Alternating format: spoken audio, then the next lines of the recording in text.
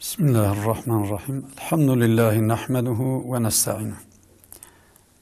Aziz ve kıymetli izleyicilerim, bir İlmihal programıyla yine baş başayız. Bugünkü İlmihal konusunda bir iki kelimeyi meslerle ilgili bir bilgilendirme yaptıktan sonra kadın hastalıklarıyla ilgili fıkhi konuya geçmeye çalışacağız. Mesler bildiğimiz gibi dayanıklılığı 4000 adım, bugünkü ölçümle 12.000 kilometre, yani 12 kilometre uzaklıkta bir uzaklık mesafedeki yola dayanıklı olacak kadar metin olmaları lazım. Su almayan ve küçük parmağın, yani küçük el parmağının, serçe parmağının ucu kadar bir delik yeri olmaması şartıyla giyilen bir, ayağa giyilen bir giysidir. Bugünün şartlarında birbirinden farklı meslerin icat edildiğini görüyoruz. Özellik olarak fıkhi ve ilmihal bilgisi olarak bu meslerin su almamaları ve en az 4000 adım yürümeye dayanıklı ve bırakıldığında ayakta durabilecek kadar metin olması şartı yeterlidir. Ama halkımız arasında genellikle deriden yapılan cizme tipi mesler vardır. İşte bu meslerin fıkıhtaki yerini tarif etmeye çalışacağız. Hüküm de şu: eğer meslerimizi giydikten sonra abdestimiz bozulursa, o meslere has bazı fıkhi konular meydana gelir ki orada şöyledir. Önce abdest alıyoruz. Abdest alan bir insanın almış olduğu abdestten sonra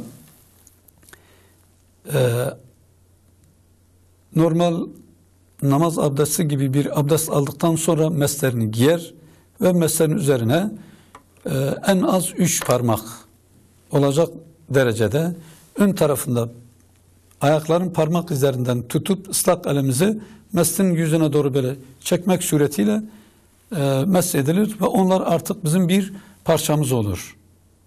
Ondan sonra bir abdest alma ihtiyacını hissettiğimizde artık mesleri çıkarmadan ayaklarımızı yıkamaya gerek görmeyecek şekilde uzuvlarımızdan, daha önceden de anlattığımız gibi abdestin 4 farzından biri olan, Hanefi mezhebine göre 4 farzından biri olan ayak yıkama işi artık o meslerin yüzünü meshetmek suretiyle yerine getirmiş oluyoruz. Mukim için meslerin 24 saat, müddeti 24 saattir. Yolcu olan, sefere çıkan bir insan için ise 72 saattir. Yani 3 gün 3 gece. Mukim için 1 gün 1 gece, yolcu için ise 3 gün 3 gece. Şimdi meslerin saatinin tespiti giyildiği saat değil.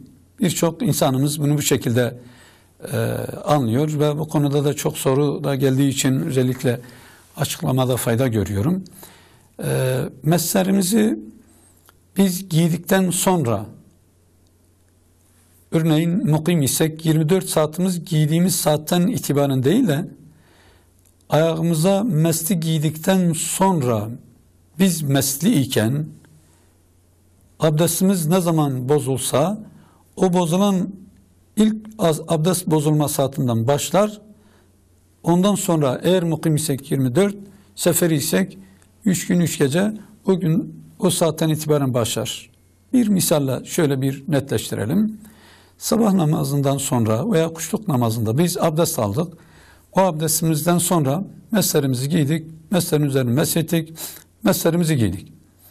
Şimdi öğleye kadar herhangi bir abdest bozulma, helaya gitme, abdesti bozan haller bizim başımıza gelmeden öyle devam etsek, öğleleyin helaya gittiğimizi düşünelim. Yani abdestimizi bozmaya gittiğimizi düşünelim. O saatte abdestimizi bozarken, öğleleyin abdestimizi bozarken o meslerimizi çıkarmıyoruz. abdest alıp ayaklarımızı yıkamadan mesler üzerine mesediyoruz. Öbür gün kuşluk vaktine kadar değil, öğle saatinde bizim abdestimizin mesliyken bozulduğu andan itibaren başlar. Yani demek ki o öğleden diğer öğleye kadar müddeti oluyor. Yoksa giydiğimiz saat mesler için başlangıç saati kabul edilmiyor. Mesli iken abdestin bozulduğu an mest müddetinin zamanı başlıyor. Ondan sonraki 24 saat yaşayıncaya kadar ayaklarımıza, meslerimizi o şekilde ayaklarımızı yıkamadan ayağımızdaki mesleri mesletmek suretiyle mukim iken 24, yolcu iken 3 gün 3 gece müddeti devam eder. Bu arada hani olabilir ya, biz abdest aldık, meslerimizi giydik ve abdestimiz bozulmadan bir müddet meslerimizi çıkardığımızı düşünelim.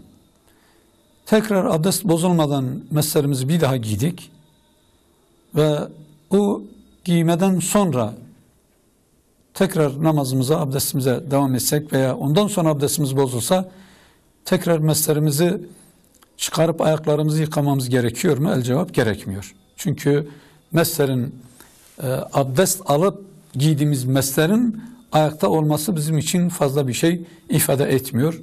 Çünkü mest ayağımızdayken abdest bozulmayıncaya kadar biz ayaklarımızı yıkadığımız abdestle devam etmiş oluyoruz. Ayağımızda mesler varken, meslerin üzerine mes ettikten sonra ve mes ayağımızdayken abdest bozulduktan sonra mes müddeti başlıyor. Mesler hakkında kısaca bilgi bu. Şimdi günümüz şartlarında bazı meslin cinslerinde bir değişiklikler yapılıyor. İşte efendim bir naylon cinsinden bir giyilen herhangi bir çorap şeklinde yerini tutacak cinsten naylondan bir şeyler ayağımıza geçirsek o da mes yerine geçer mi? Geçer. Arazide giymiş olduğumuz mesler, örneğin askeri botlar, cizmeler, tabi hani her yerde değişik isimlerle söyleniyor. Yani askerde giyilen botlarla, cizmelerle biz ne yapıyoruz? Onlar üzerinde de mest yapabiliriz. Ta ki onlar necis olmamak şartıyla, necaseti basmamak şartıyla onları da biz onların üzerinde de mest yapabiliyor muyuz? El cevap o da caizdir. İmam-ı Azam'ın bir görüşüne göre çorap üzerine de mest edilebilir. Fakat bu müftabih bir görüş, yani tercih edilen, kabul edilen bir görüş şeklinde ulemaca kabul edilmemiştir. Dolayısıyla şu anda bu fetva üzere amel etmekte bir beis görülür mü? İmam-ı Azam'ın bu görüşü kabul edilirse bu konuda da meslerin çorap üzerine sağlam, metin, biraz daha kalın olan çorap olmak suretiyle çoraplar üzerinde mes edilmesi caizdir deniliyor. Fakat müftabih olan, racih olan, yani tercih edilen, uygun görülen görüş meslerin en az 4000 adım veya bugünkü şeyle 12 kilometre yol yürüyecek kadar kişi ayakkabısız bir mest giydiğini düşünelim. O mestlerin en az 12 kilometre yol yürüyecek kadar metin olmaları lazım. Bir rivayete göre 4 kilometre metin olmaları lazım ve su almamaları lazım. Yere indirdiğinde dik durabilecek kadar biraz da metin olması lazım ve bir insanın el parmağının, elin serçe parmağının ucu giremeyecek kadar delik olmaması lazım. Yani demek ki ufak bir yırtık, ufak bir sökük olursa o da yine meslin mest olarak kullanmasına mani olmuyor. O da caiz olur. Mesler üzerine daha fazla bir zaman almadan, diğer konularda da olduğu gibi burada da yine tekrar ediyorum, kıymetli izleyicilerime hep bu tavsiyede bulunuyorum. Biz burada bir ilmihal konusu hakkında, ilmihal bilgisi hakkında bilgilendirme yapıyoruz. Bu konuda detaylı bilgiler mutlaka bir ilmihal kitabından, fıkıh kitabından takip edilsin. Anlaşılmayan veya burada konuşulmayan bir meseleyi tekrar bilen insanlardan sormamızda fayda vardır. Çünkü Kur'an-ı Kerim'de Allahu Teala "Fes'elu ehle zikri in kuntum la ta'lemun." Bilmediğiniz şeyleri zikir ehlinden, Kur'an ehlinden, yani bu işi bilen insanlardan, uzmanlarından, fakirlerden veya fıkıhla uğraşan insanlardan sorunuz diye Allahu Teala emir sigasıyla bunu bize bu şekilde tavsiye ediyor. Bilmediğimiz konuları bu konuda hocalarımızdan sormak suretiyle öğrenebiliriz. Şimdi teyemmüm konusu, mest üzerindeki mest konusu bu kadarlı iktifa edelim. Gerisini kitaplara bakarak eksiklerimizi tamamlamaya çalışalım.